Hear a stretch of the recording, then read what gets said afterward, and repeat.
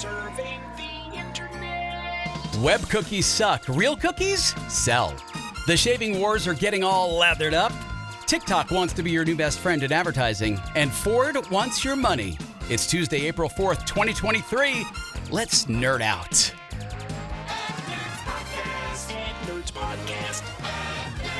The Ad Nerds Podcast delivers ad industry news every weekday. We are the go-to source for people who spend money on advertising. We cover big brands, small businesses, and the latest marketing trends. And since it's hosted by me, Spanky Moskowitz, it's in easy-to-understand plain English, not marketing mumbo-jumbo or ad lingo. If you're in or interested in the world of advertising and want to stay up to date with the latest news, the Ad Nerds Podcast is the perfect place to start. Ad Nerds Podcast. Chips Ahoy is striving to be the cookie of choice for Gen Z. That's right. The popular chocolate chip cookie, which has been around forever. I mean, it's been around since I've been alive, which is like 56 years later this week. I feel so old when I say that. The popular chocolate chip cookie brand is focusing on its marketing strategy to build brand loyalty and differentiate itself in the market. So listen to this fresh approach, and this is one you need to pay attention to in your business, okay?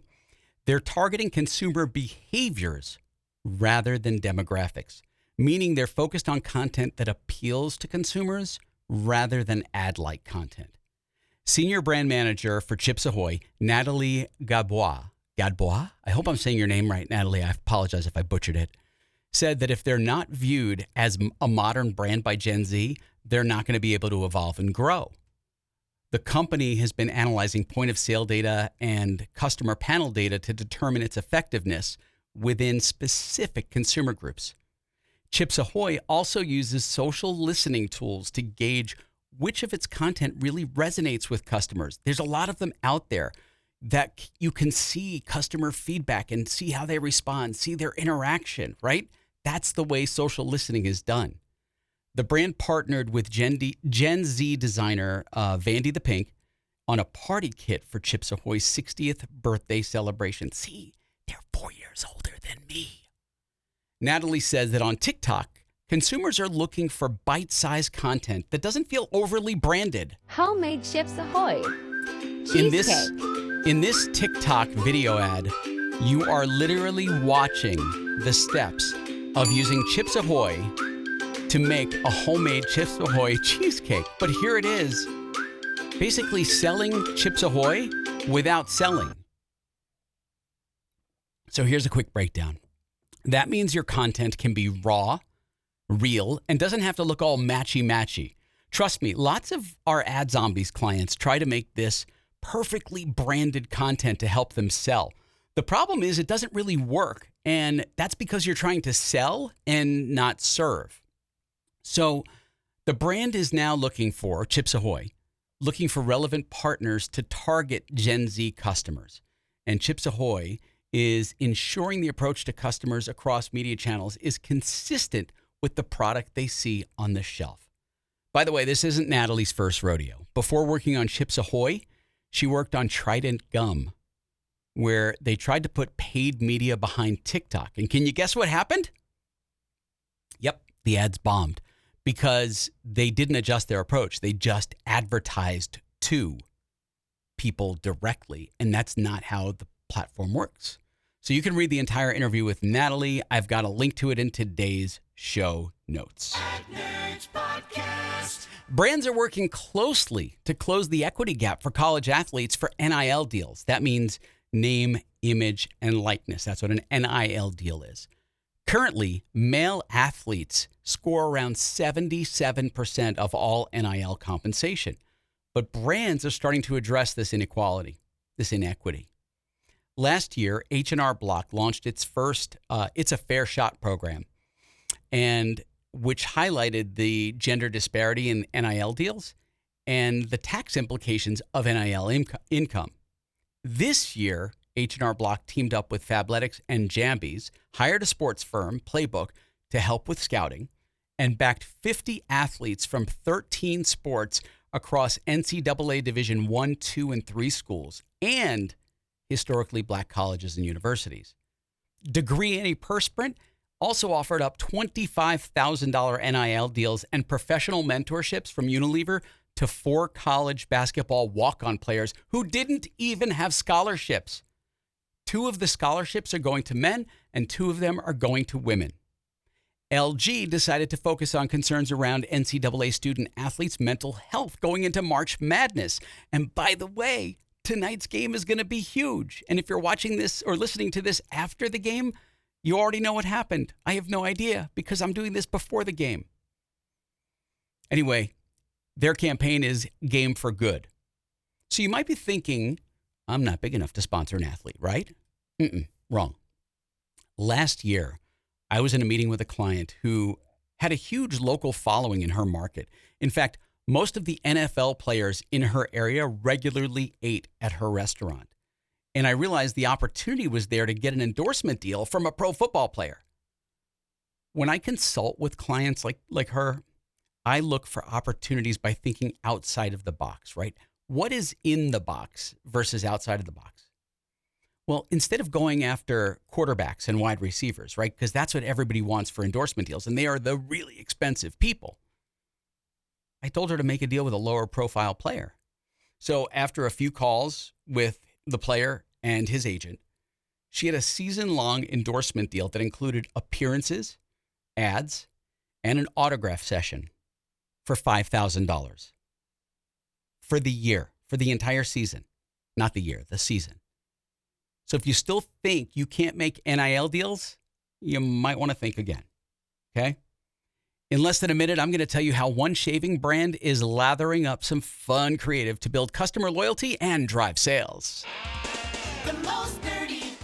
It's time for an Ad Nerds podcast. What can a little kid teach you about spending $5 million? Watch a kid pack a great snowball. They squeeze out the fluff, pack it firm, tight, hard. Whether you spend $50 to advertise or $50,000, $5 million, you should take this lesson to heart. The sales message you deliver has to be packed firm, tight, and hard. All the fluff squeezed out of it. It can be the difference between a solid campaign that hits hard, sells, and one that can fall apart. Get Words That Sell Anything, the flagship copywriting course from AdZombies, and watch your words pack a punch. Go to learn.adzombies.com right now. Use promo code NERDS and save 20% off on Words That Sell Anything today. Ad Nerds Podcast. Ad Nerds Podcast. All right, guys, let's face it. Women have way better skincare routines than we do, right? We abuse our skin pretty much every day. Well, in a recent campaign, EOS asked men to unmanhandle their face. But do men really care about whether their shaving cream is manly or not? Probably not. The truth is, most people just want a good product, right? They want something that works. But if you can entertain me while you're selling me your product, that's bonus points, right? Well, EOS seems to be taking aim at big competitors like Gillette. The campaign features a fictional character named Patrick Bateman, who, by the way, is so manly he could apparently fight a gorilla. The other spot in the campaign leans into male stereotypes even more, suggesting that men shouldn't care about smelling nice. You want a shave cream for bros? I just want a good product. Great. This one has notes of whiskey and lumber with undertones of talking over people. It smells like sawdust and not dealing with criticism very well. It smells like mahogany, telling chicks to smile more. It smells like a leather chair, not contributing to the group project. It smells like shoe polish, cutting off a school bus. It smells Here. like tank tops. that your dad This is bought you EOS's new moisturizing shave cream. smells It like gives you fresh 24-hour cut hydration. walking pledges in the basement. It smells like cinnamon, throwing coins at poor people. It smells like varnish. At the end of the day, most shaving creams are pretty much the same, but having some fun with your brand voice can make you stand out from the pack. You can do this in your campaigns too, by the way. Instead of trying the hard sell, why not shift your approach, right? Entertain and engage your customer. They'll come around, and eventually, who knows, you could wind up on an episode of Ad Nerds. Just saying. Ad Nerds Podcast. Oh, TikTok wants your business bad. And I'm talking to you, SMB owners. That's small and medium business owners. TikTok has been taking over the world, right? And now it's competing for your ad dollars. Now, traditionally, tech companies like Google and Meta have been the safest bet for SMBs because they've got this ability to target like relevant keywords and do audience targeting based on all sorts of lifestyle stuff. However, SMBs as a whole represent a huge opportunity for TikTok. So they are rapidly scaling up its ad business and made SMBs a major focus for the short form video platform. TikTok has some unique advantages too that set it apart from both Google and Meta. Now, like Meta, it has access to user-provided login data, and they can layer interest-based data through user behavior. But additionally, younger audiences are increasingly using TikTok for search. Now, the real game changer for TikTok comes on the creative side. SMB campaigns run through Google and Meta tend to be pretty limited to display, which makes it harder for small businesses to create high-quality videos and creative that works well on those platforms. But because TikTok's aesthetically pleasing platform is based on authenticity and spontaneity, videos give you the impression that the creator just turned on their camera and started filming, which is way easier to replicate without a big production team. So here's an important tip you should remember. Pick up your smartphone and start filming. You don't need a Hollywood budget to make a video. Just save that money for your ad spend. So right now, lots of SMBs are starting out on TikTok by creating videos for their own channel, right? They're looking for that organic reach. And then they start to transition into paid ads. The same style of content, the same things that they're doing can be used now for your paid campaigns. TikTok has been focused on making this transition from organic to paid as smooth as possible for small business owners because they recognize that most small business owners, including myself, wear lots of hats, right? You can't spend hours and hours learning new things every day when it comes to marketing for your business.